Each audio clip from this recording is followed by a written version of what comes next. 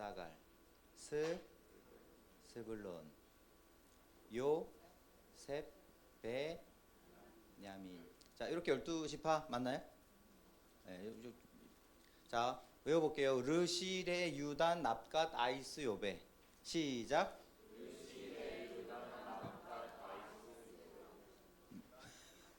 왜 이래? 자, 르시레라는 사람이 있어. 그냥 르시레라는 사람이 있어요. 이름이 뭐라고? 르시레. 아니, 르시레라는 사람이 있어. 르시레가 유단자야. 유단자야. 누가 유단자라고? 르시레가 유단자야. 유단자니까 이제 막 뭔가 수련을 하는데 나부로 된 갓을 쓰고 다녀. 르시레라는 사람이 유단자인데 나부로 된 갓을 막 쓰고 다녀. 너무 더워서 아이스 커피를 마셨어. 그리고 인간적으로 요배는 외웁시다. 자, 르시레란 사람이 유단자여 가지고 납갓을 쓰고 아이스 커피를 마셨어. 그리고 요배해. 오케이? 자, 르시레 유단, 납갓, 아이스 요배. 르시레 유단, 납갓, 아이스 요배. 자, 이런데 12지파를 한번 해볼게요. 12지파에서 레위 들어가나요? 자, 안 들어가요. 자, 그 다음 그러면 어떻게 돼요? 자, 요셉의 아들 둘이 있어요. 이름 뭐죠? 므낫세와 에브라임이에요. 자, 그러면 어떻게 됩니까? 1, 2, 3, 4, 5, 6, 7, 8, 9, 10, 11, 12 이렇게 12지파가 되는 거예요. 나중에 그러니까 요셉이 이제 나중에 야곱이 죽기 전에 요셉의 아들들에게 축복하잖아요. 그러니까 손주지만 내 아들로 삼는 축복을 한다고. 그래서 12지파가 되는 겁니다. 이해되시죠? 자, 그런데 야곱의 12아들이잖아요. 야곱에게는 4명의 아내가 있었어요. 뭡니까? 레아, 라헬, 그 다음에 비라, 실바 이렇게. 자, 이렇게 쌍이죠, 그렇죠? 자, 그러면 이제 한번 볼게요. 처음에 레아가 하나, 둘, 셋, 4명을 낳아요. 이렇게 레아의 아들이에요. 이해되시죠? 네. 자, 그래서 라헬이 자기는 아이를 낳지 못했어. 그래서 어떻게 합니까? 자기 여종 빌하를 통해서 2명을 낳아요.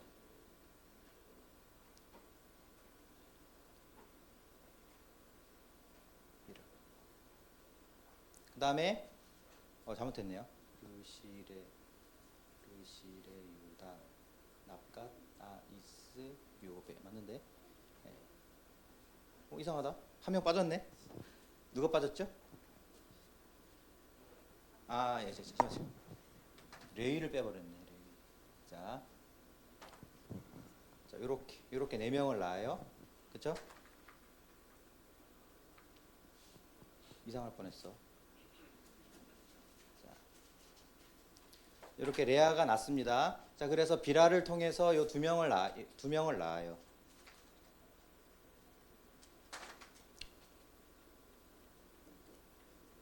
자, 그러니까 레아가 가만히 있을 수 없어. 나도 실바를 통해서 2명을 낳아요.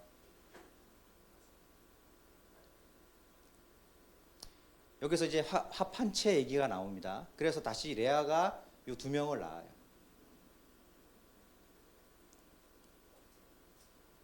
그리고 라헬이 나머지 2명을 낳아요. 이해되시죠? 간단하죠, 그죠? 자, 르시레가 유단자야. 납갓을 쓰고 다니고 아이스 커피를 마시다가 요셉이랑 베냐민을 낳았어. 자, 그래서 4명을 낳고 2명 이렇게 하면 되겠습니다. 이해되시죠? 자, 이번 말씀 끝나고 시험 보고 7개 이상 틀린 사람은 오늘 저녁 안 먹는 걸로 이렇게 합시다. 아시겠죠? 자, 그렇고요. 자, 그러면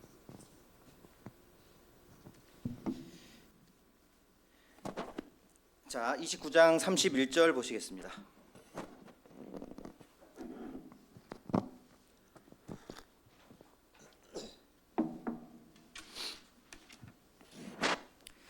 자, 29장 31절부터 이제 본문이 조금 긴데요. 그래도 한번 본문 중심으로 읽으면서 내용을 파악해 보도록 하겠습니다. 자, 읽읍시다. 시작. 여호와께서 레아가 사랑받지 못함을 보시고 그의 태를 여셨으나 라헬은 자녀가 없었더라. 자, 여호와께서 레아가 사랑받지 못함을 보시고 이렇게 되어 있어요. 이거는 굉장히 표현이 정제되어 있어요. 그 원어를 찾아보면 원어에서 직역하는 것을 보면 레아가 미움을 받았다 이렇게 나와요.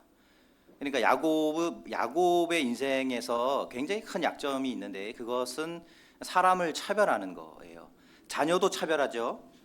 여기 보면 라헬을 너무 사랑했어.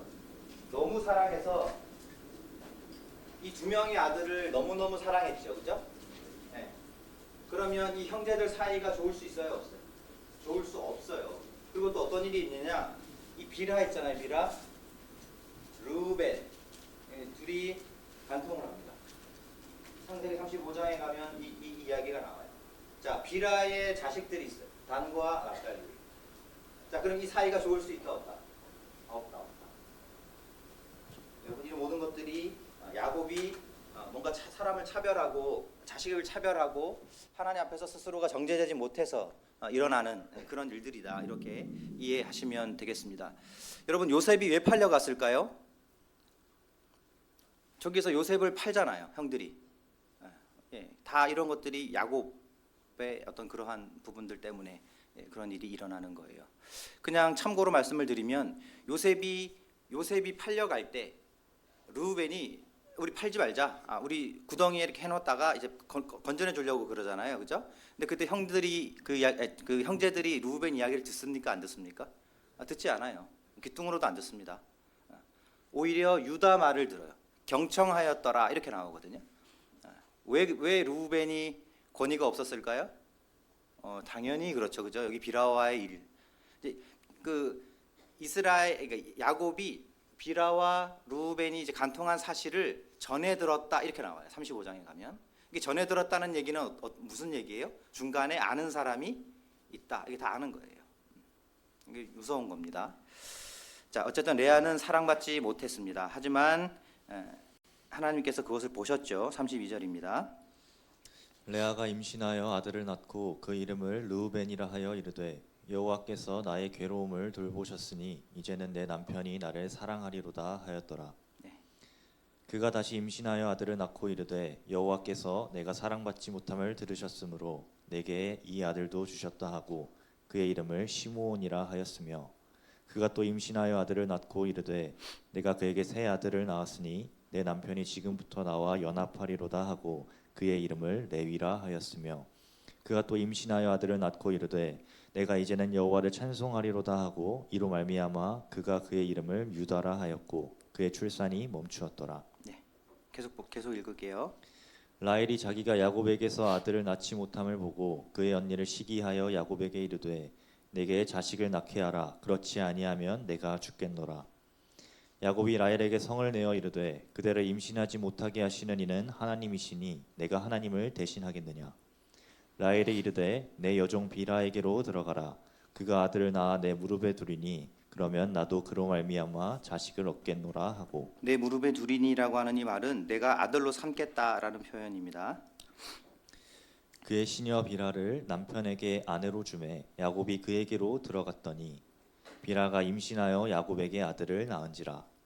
라헬이 이르되 하나님이 내 억울함을 푸시려고 내 호소를 들으사 내게 아들을 주셨다 하고 이로 말미암아 그의 이름을 단이라 하였으며 라헬의 시녀 비라가 다시 임신하여 둘째 아들을 야곱에게 낳음에 라헬이 이르되 내가 언니와 크게 경쟁하여 이겼다 하고 그의 이름을 납달리라 하였더라. 예, 경쟁. 아까 위에서는 또 시기 뭐 이런 단어들을 여러분들 주의 깊게 보시기 바랍니다.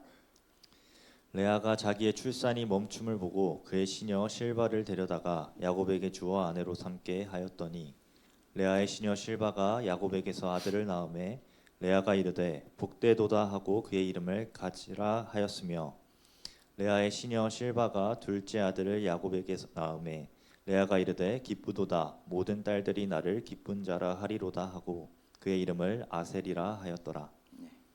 밀 거둘 때 르우벤이 나가서 들에서 합 한 채를 얻어 그의 어머니 레아에게 드렸더니 자, 루벤이 나가서 합 한 채를 얻어서 어머니 레아에게 드렸다 이렇게 되어 있으니까요. 루벤이 나이가 아기는 아니었다. 그렇죠? 예, 적당했다. 6살에서 10살 정도로 봅니다. 예.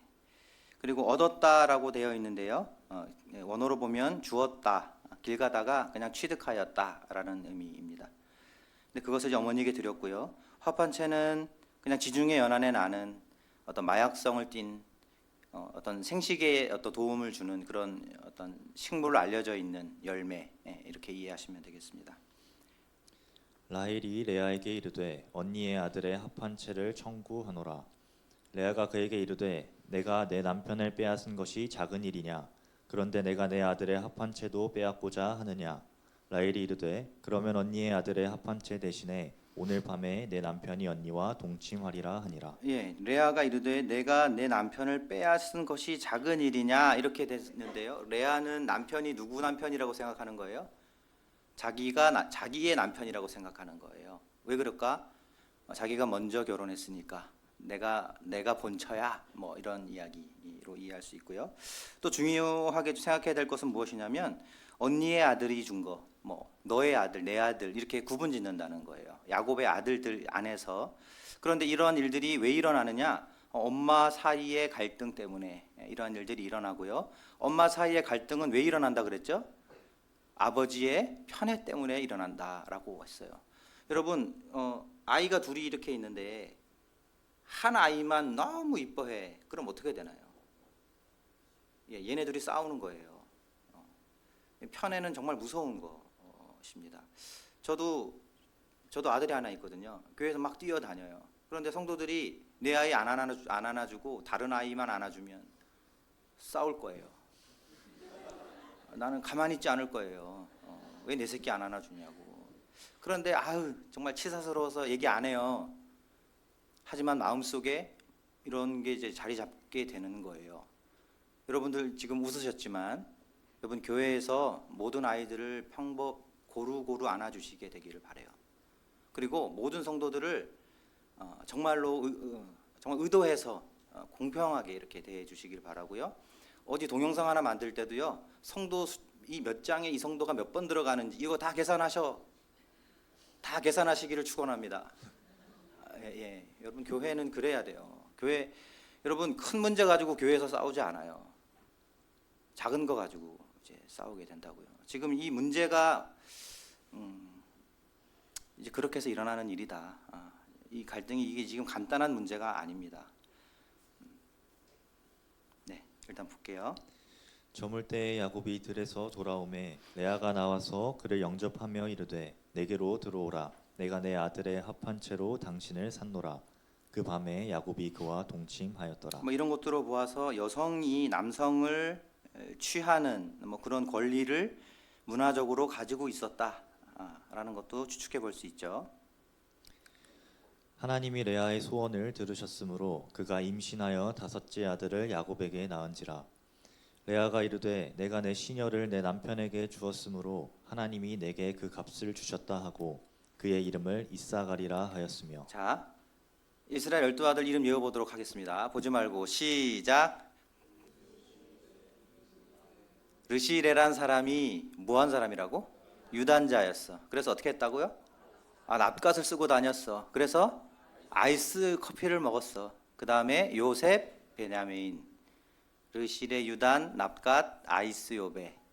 네, 지우고 할까? 네. 계속 읽읍시다. 레아가 다시 임신하여 여섯째 아들을 야곱에게 낳은지라. 레아가 이르되 하나님이 내게 후한 선물을 주시도다. 내가 남편에게 여섯 아들을 낳았으니 이제는 그가 나와 함께 살리라 하고 그의 이름을 스불론이라 하였으며 그 후에 그가 딸을 낳고 그의 이름을 디나라 하였더라. 저는 개인적으로 레아 마음에 아주 깊은 상처가 있었을 것 같아요. 아주 깊은 상처가 있었을 것 같아요. 그 깊은 상처는 언제 생겼을까? 제 개인적인 생각으로 첫날 밤을 보내고 펄쩍펄쩍 뛰는 야곱을 보면서 그 마음에 깊은 상처를 입었을 것 같아요. 아니 싫어해도 적당히 싫어해야지. 난리를 쳐도 적당히 난리 쳐야지. 어떻게 외삼촌 나를 이렇게 속이십니까? 그 속이다라는 표현이 강조형, 강의형이라고 말씀을 드렸죠. 정말 그냥 딴 데 가서 안 듣는 데 가서 이야기를 좀 했었어야 되는데 레아가 보는 데서 막 그렇게 막 했을 때 이 여자의 마음속에 정말 씻을 수 없는 어떤 그런 상처들이 깊게 자리하고 있었고 이후에 자기 여동생과의 관계가 완전히 무너지게 되지 않았을까 그런 생각들을 해보게 됩니다. 여러분들 신앙생활은 교제, 관계 이런 거 굉장히 중요합니다. 여러분 정말 굉장히 중요해요. 할 수만 있으면 모든 사람과 더불어 화평하시기 바랍니다. 그 기술을 여러분들 가지게 되시기를 바랍니다. 22절 하나님이 라헬을 생각하신지라 하나님이 그의 소원을 들으시고 그의 태를 여셨으므로 그가 임신하여 아들을 낳고 이르되 하나님이 내 부끄러움을 씻으셨다 하고 그 이름을 요셉이라 하니 여호와는 다시 다른 아들을 내게 더하시기를 원하노라 하였더라. 네, 드디어 라헬이 요셉을 낳았습니다. 일단 볼게요. 라헬이 요셉을 낳았을 때 야곱이 라반에게 이르되 나를 보내어 내 고향 나의 땅으로 가게 하시되. 자 볼게요. 라헬이 요셉을 낳았을 때 야곱이 라반에게 가서 내가 고향으로 돌아가겠습니다. 내가 베델로 돌아가겠습니다라고 말해요. 요셉이 태어났는데 내가 돌아가겠습니다라고 말해요. 왜 이럴까요? 요셉은 왜 그랬을까요? 왜 요셉이 태어난 걸 보고 야곱은 왜 그랬을까? 왜 요셉이 태어난 걸 보고 그랬을까요? 네? 자, 베델에서 하나님이 야곱에게 약속하셨어요. 두 가지 주겠다고 하셨죠. 뭐 주시겠다 그랬어요? 땅이랑 자손. 자, 근데 땅은 이제 베델이고, 그죠? 그 다음에 자손을 얻으면 돌아가는 거예요, 그죠? 자, 그런데 누가 나왔어요 지금? 요셉이 나왔어요. 요셉은 누가 나왔어요? 라헬, 내 아내가 낳은 거예요. 이게 지금 하나님의 약속을 기억하는 것까지는 좋은데 내 자식은 요셉이다. 이제 그러고 있는 거예요. 믿음의 사람으로서는 좀 적절하지 않은 어떤 이러한 그런 모습. 그러니까 여러분 우리 요셉의 생애를 생각했을 때 우리가 통찰력 있게 봐야 되는 지점이 그런 거예요. 요셉은 하나님으로부터 주어지는 장자권, 축복권을 사모했어요. 그거는 좋아. 그러나 그것을 얻는 방법에 대해서는 자기 뜻대로 하려고 했어요. 그렇죠? 여기서도 마찬가지예요. 베들로 돌아가는 것은 하나님의 뜻이에요. 그러나 이것은 하나님이 원하시는 지금 모습이 아니에요. 또 하나 생각해 볼게요. 여러분, 베들로 돌아가는 것은 하나님의 뜻입니까? 예, 하나님의 뜻이에요. 그리고 지금 야곱은 베델로 돌아가려고 해요. 그러면 하나님의 뜻에 부합된 시도를 지금 하고 있는 것입니까? 그렇다고 볼 수 있어요. 그러나 하나님이 지금 읽어보시겠지만 인정하지 않으세요. 이거 우리가 무엇을 알 수 있죠? 하나님의 뜻은 하나님의 뜻과 하나님의 방법과 하나님의 시기가 맞아야 된다는 거예요. 하나님의 뜻이기만 하면, 이게 좋은 일이기만 하면, 이게 교회의 일이기만 하면 그냥 무조건 된다, 이게 아니라는 거예요. 이게 하나님의 뜻인가? 그리고 이 일이 정말 하나님의 방법인가? 그리고 지금 하나님의 시기인가? 이것까지 고려해야 된다라고 하는 것입니다. 그러니까 믿음을 가지고 있는 사람들 마음속에 있을 수 있는 아주 그 교묘한 그 죄성, 교묘하게 스스로가 하나님이 되려고 하는 그 무엇, 그런 것들을 우리에게 정말 보여주시기를 여러분들 정말 기도하시면서 신앙생활을 하게 되시기를 바랍니다. 일단 읽어볼게요. 26절. 내가 외삼촌에게서 일하고 얻은 처자를 내게 주시어 나로 가게 하소서. 내가 외삼촌에게 한 일은 외삼촌이 아시나이다. 자, 요셉이 그냥 떠나면 되잖아요, 그죠? 자, 그런데 라반에게 허락을 받는 장면, 허락을 받아야 된다라고 하는 장면이 나와요. 이것을 어떻게 우리가 이해하면 좋을까? 그러니까 어쨌든 그 상황은 뒤에 가서 좀 살펴보겠지만 뭔가 야곱이 떠날 수 없는 뭔가 야곱에 대한 또 야곱 가족에 대한 소유권이 라반에게 있는 이러한 것들을 미루어 짐작해 볼 수 있는 대화 내용이다. 이렇게 볼 수 있습니다. 라반이 그에게 이르되 여호와께서 너로 말미암아 내게 복 주신 줄을 내가 깨달았노니 내가 나를 사랑스럽게 여기거든 그대로 있으라. 자, 여기 보세요. 라반이 야곱에게 말했습니다. 여호와께서 너로 말미암아 내게 복 주신 줄을 내가 깨달았다. 이렇게 되어 있어요. 라반은 하나님을 믿는 사람이다. 여기 깨달았다라고 하는 것은요, 점성술을 통하여 깨닫다라는 의미예요. 그가 점을 쳐서 알았다는 이야기예요. 점을 쳐서 하나님이 그와 함께 하신다라고 하는 것들을 그가 알게 되었다라는 거예요. 그러면 하나님 믿어야 되는 거 아닌가? 그렇죠? 그런데 안 믿어요. 왜? 자기가 주는 이득, 이 상황이 그냥 더 좋은 거예요. 28절. 또 이르되 내 품삯을 정하라. 내가 그것을 주리라. 예, 그동안 품삯이 없었다는 것을 이야기합니다. 야곱이 그에게 이르되 내가 어떻게 외삼촌을 섬겼는지 어떻게 외삼촌의 가축을 쳤는지 외삼촌이 아시나이다. 내가 오기 전에는 외삼촌의 소유가 적더니 번성하여 때를 이루었으니 내 발이 이르는 곳마다 여호와께서 외삼촌에게 복을 주셨나이다. 그러나 나는 언제나 내 집을 세우리이까. 그러나 나는 언제나 내 집을 세우리이까. 그러나 나는 언제나 내 가족을 위하여 일할 수 있겠습니까? 라는 의미입니다. 그러니까 지금까지는 라반을 위하여 계속 그가 일해왔다라고 하는 것이고, 자기의 소유가 없었고 어떻게 보면 자기 모든 것들이 다 라반의 소유였고요. 이것은 나중에 추측컨대 드라빔 알죠? 드라빔과 연관되어 있는 것으로 보입니다. 볼게요. 라반이 이르되 내가 무엇으로 내게 주랴. 야곱이 이르되 외삼촌께서 내게 아무것도 주시지 않아도 나를 위하여 이 일을 행하시면 내가 다시 외삼촌의 양떼를 먹이고 지키리이다. 오늘 내가 외삼촌의 양떼에 두루 다니며 그 양 중에 아롱진 것과 점 있는 것과 검은 것을 가려내며 또 염소 중에 점 있는 것과 아롱진 것을 가려내리니 이 같은 것이 내 품삯이 되리이다. 네. 후일에 외삼촌께서 오셔서 내 품삯을 조사하실 때에 나의 의가 내 대답이 되리이다. 내게 혹시 염소 중 아롱지지 아니한 것이나 점이 없는 것이나 양 중에 검지 아니한 것이 있거든 다 도둑질한 것으로 인정하소서.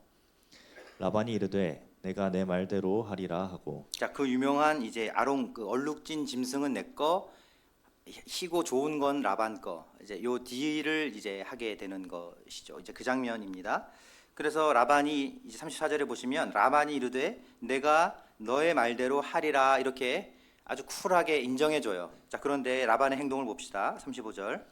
그날에 그가 숫 염소 중 얼룩무늬 있는 것과 점 있는 것을 가리고 암염소 중 흰 바탕에 아롱진 것과 점 있는 것을 가리고 양 중에 검은 것들을 가려 자기 아들들의 손에 맡기고 자기와 야곱의 사이를 사흘길이 뜨게 하였고 야곱은 라반의 남은 양떼를 치니라. 네. 아주 쿨하게 약속을 딱 해놓고 라반이 어떻게 합니까? 그날에 자기가 갖고 있는 이 짐승들 중에서 무늬가 있는 것과 무늬가 없는 것들을 이렇게 나누어요. 자, 그럼 나누어서 무늬가 있는 것은 누구 거예요? 야곱 거. 무늬가 없는 거는 라반 거. 해서 요거 두 개를 이렇게 3일기를 떨어뜨려 놔요. 자, 그러면 얼룩무늬가 있는 게 나오려면 어떻게 해야 돼요? 얼룩무늬 있는 것들이 교미를 하면 나올 확률이 더 높아지잖아, 그죠? 그 확률 자체를 없애버리는 거예요, 이렇게. 이해되시죠? 그리고 이 얼룩무늬 있는 것들을 자기의 아들들에게 맡기고 흰 것들을 야곱으로 하여금 치게끔 해요. 야곱이 일을 잘하니까. 자, 이 일을 합니다. 네. 야곱이 버드나무와 살구나무와 신풍나무의 푸른 가지를 가져다가 그것들의 껍질을 벗겨 흰 무늬를 내고 그 껍질 벗긴 가지를 양떼가 와서 먹는 개천의 물 그위에 세워 양떼를 향하게 하매 그 떼가 물을 먹으러 올 때에 새끼를 베니 가지 앞에서 새끼를 뱀으로 얼룩얼룩한 것과 점이 있고 아룽진 것을 낳은지라. 네, 여기 논란이 되는 장면이 이제 나옵니다. 자, 이제 야곱이 양을 쳐요. 흰 깨끗한 좋은 하여튼 하여튼 좋은 양들이 육질이 좋은 이 양들을 치고 있는데 이제 얼룩이 있는 그 양들을 나오게 해야 되기 때문에 야곱이 어떻게 합니까? 나무를 가져다가 나무 껍질을 벗겨 가지고 거기 앞에다가 세워 놓고요. 물을 먹으면서 거기서 교미를 하게 합니다. 그리고 이제 얼룩무늬 있는 애들이 나오는 거죠. 여기 보시면 39절에 보시면 가지 앞에서 새끼를 뱀으로 이렇게 나와요. 그죠? 이거 과학적으로 어떻습니까? 이거 성경은 과학이다. 어떻게 여기서 변증학 캠프 한번 할까요? 여기서 어떠세요? 이렇게 여기서 앞에 저는요 정말 피부가 좀 거무틱틱하잖아요. 그래서 흰색 피부를 가지고 있는 아이를 낳고 싶었어요. 그래서 백인 사진을 놓고 우리 아이를 임신을 하고 기도하고 그랬어요. 자, 그러면 그 사진을 계속 제가 봤어요. 자, 그러면 흰 아이가 태어나나요? 그거 아니잖아요, 그죠? 그럼 이걸 어떻게 이해해야 될까요? 야곱이 여전히 자기의 꾀를 의지하고 살아가는 것으로 우리가 그렇게 볼 수 있을까요? 예, 뭐 그렇게 볼 수도 있을 거예요. 자, 그런데 이것을 그냥 이렇게 넘기면 어떨까요? 고대 근동의 목자들은 이런 방식을 통해서 그런 형질의 짐승을 베개하고 이렇게 태어나게 한다라고 하는 그냥 그들의 믿음이 그냥 그 당시에 있었던 거예요. 그냥 그 문화대로 그냥 행동한 거라고. 이해되시죠? 그냥 그 정도로 이해하면 어떨까요? 이거 왜 그러냐? 야곱이 이 행동을 할 때 나중에 뒤에 가서 이때 이 이야기를 하는데 이 일을 할 때 하나님이 꿈에 나타나셔서 라반의 짐승을 빼앗아다가 얼룩무늬 있는 것들을 만드셔서 자기에게 주셨다. 이 꿈을 자기가 꿨다. 이렇게 이야기를 해요. 그러니까 이 행위와 실제로 그런 양들이 태어나는 것은 별개였다라고 하는 것이에요. 무슨 말인지 이해되죠? 자, 그렇다면 이것을 우리가 어떻게 이해하면 좋을까? 뒤에 가서 설명을 조금 드리겠습니다. 어쨌든 그 정도로만 하고 일단 내용을 계속 볼게요. 야곱이 새끼 양을 구분하고 그 얼룩무늬와 검은빛 있는 것을 라반의 양과 서로 마주보게 하며 자기 양을 따로 두어 라반의 양과 섞이지 않게 하며 튼튼한 양이 새끼 뵐 때에는 야곱이 개천에다가 양떼의 눈앞에 그 가지를 두어 양이 그 가지 곁에서 새끼를 베게 하고 약한 양이면 그 가지를 두지 아니하니 그렇게 함으로 약한 것은 라반의 것이 되고 튼튼한 것은 야곱의 것이 된지라. 이에 그 사람이 매우 번창하여 양떼와 노비와 낙타와 나귀가 많았더라. 예, 하나님으로 말미암아 그가 부자가 되었다 이렇게 이야기하고 있습니다. 자, 믿음은 정죄받는 것입니다. 라고 하는 것이고요. 네 번째 시간이고요. 오늘 제목은 이번 시간의 제목은 믿음의 정죄 속에 나타나시는 하나님의 신실하심에 대해서 살펴보도록 하겠습니다. 질문 하나 드릴게요. 우리는 믿음의 정죄에 대하여 지금 교제하고 있습니다. 믿음은 정죄받아야 합니다. 믿음은 좋은 것이지만 믿음 자체는 좋은 것이지만 그 믿음은 순수하게 존재하지 않는다 그랬잖아요. 그죠? 내가 한 법을 깨달았노니 선을 행하기 원하는 나에게 악이 함께 있다. 이렇게 사도 바울이 고백했다. 그런 것들을 우리가 알 수 있죠. 정말 우리는 믿음으로 살고 싶어요. 근데 질문 하나 드려볼게요. 여러분, 정말 여러분들은 믿음으로 살고 싶으세요?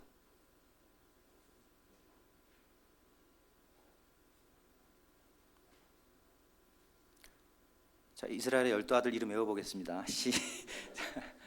자, 여러분 정말로 믿음으로 살고 싶으세요? 예.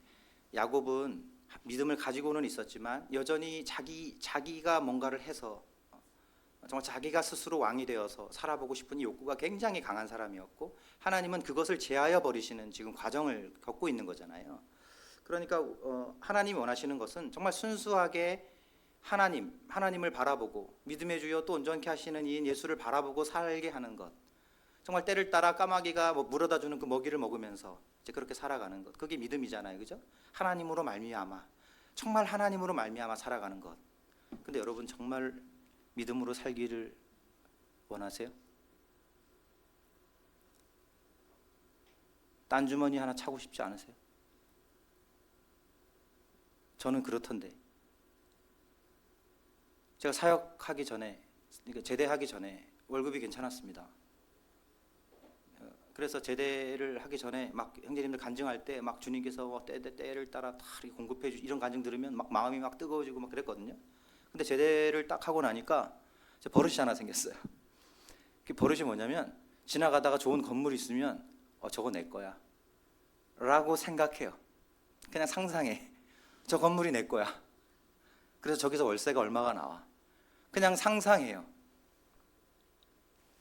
웃으라고 한 얘기인데 하나도 웃지 않네요.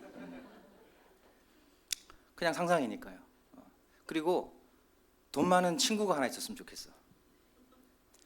나는 그 사람 별로 안 좋아해. 근데 그 사람이 나를 너무 좋아하는 거야. 그래서 나는 싫다고 하는데 저한테 생활비를 계속 보내주는 거예요. 저한테 카드를 그냥 줘. 막 그런 생각을 해요. 여러분 정말 믿음으로 살고 싶으세요? 정말 하나님이 인도하시는 대로 손에 쟁이를 들고 뒤를 돌아보다 보는 자는 하나님의 나라에 합당하지 않다.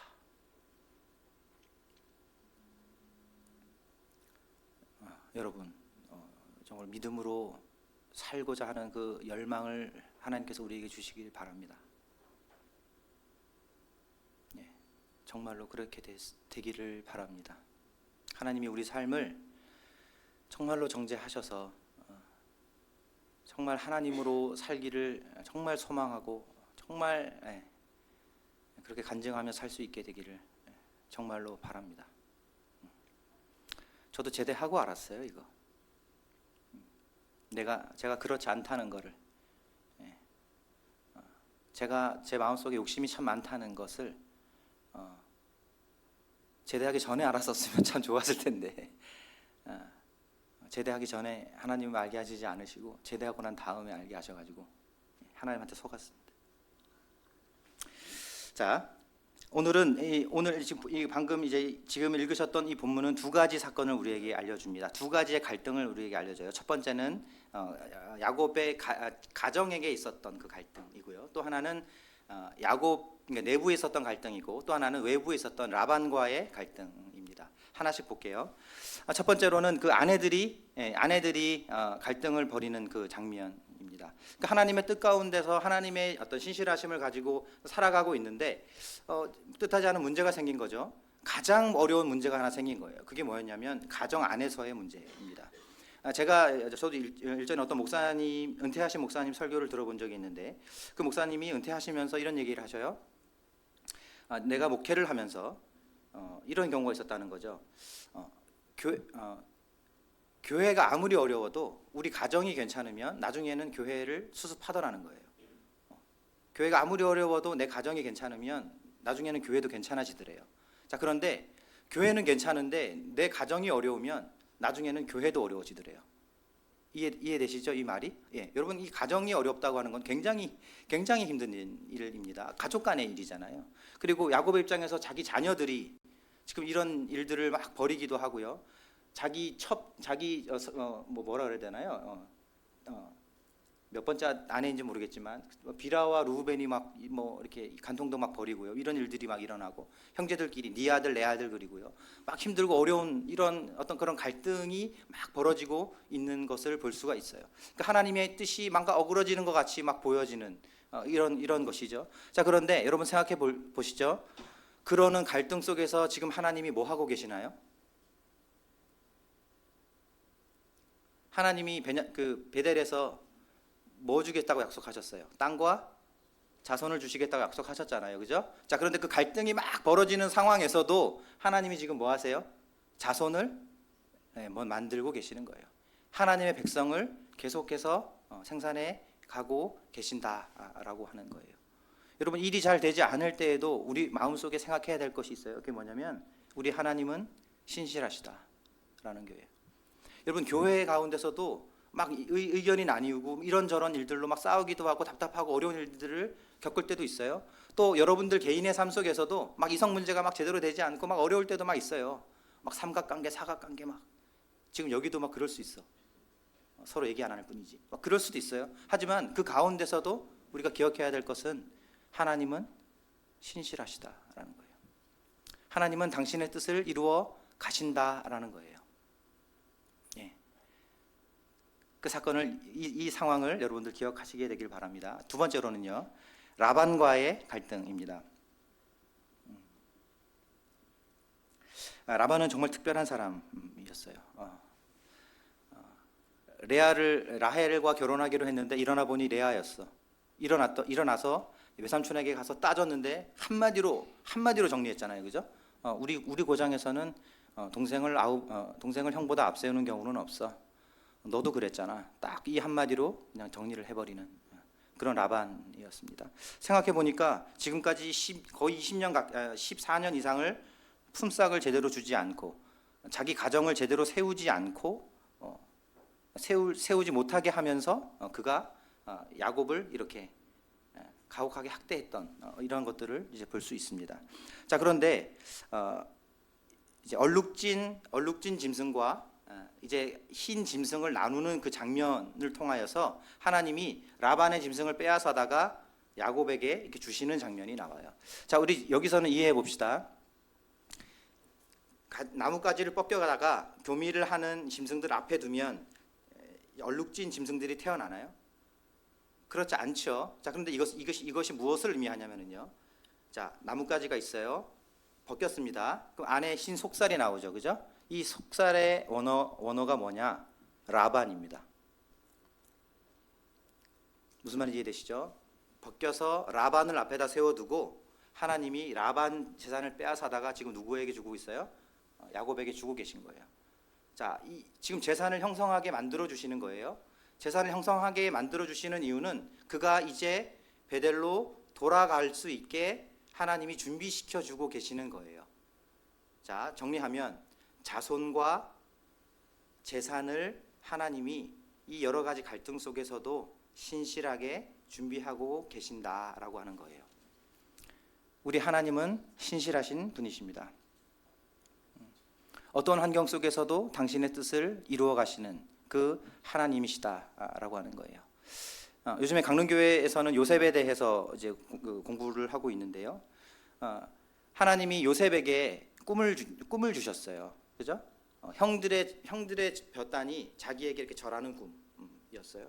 나중에 이제 형들이 세겜에 양 치러 간 그곳으로 이렇게 형들을 이제 감시하러 요셉이 가잖아요. 그죠? 근데 형들이 세겜에 있지 않고 도단에 가 있었다 이렇게 되어 있고요. 도단에서 이제 형들을 만나게 되는데 자기들에게 오는 요셉을 보고 형들이 뭐라고 이야기합니까? 꿈꾸는 자가 오는도다 이렇게 이야기를 해요. 그래서 우리도 꿈꾸는 자가 되어야 된다 이렇게 이야기하잖아요. 그죠? 그런데 생각해 보죠. 그 꿈은 누가 주신 겁니까? 요셉이 꾼 거예요. 요셉이 꾼 꿈입니까 그게? 아니에요. 하나님이 주신 거예요. 하나님이 그를 통하여 그렇게 이루시겠다라고 하시는 거예요. 그렇죠? 그래서 우리는 하나님이 주시는 꿈을 꿔야 돼요. 우리는 하나님 편에 서야 된다고요. 그죠?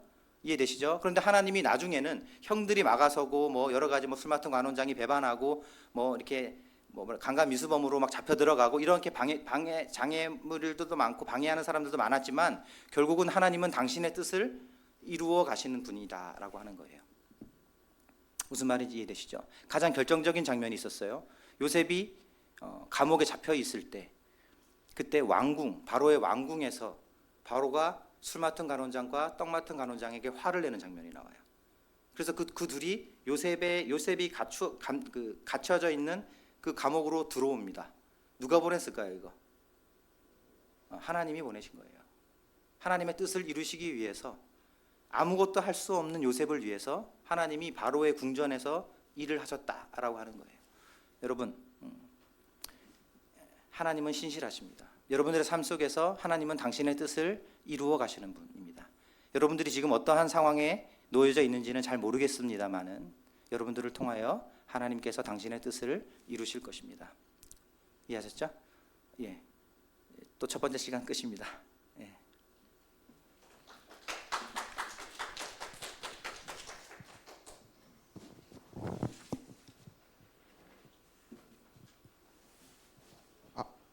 네, 이제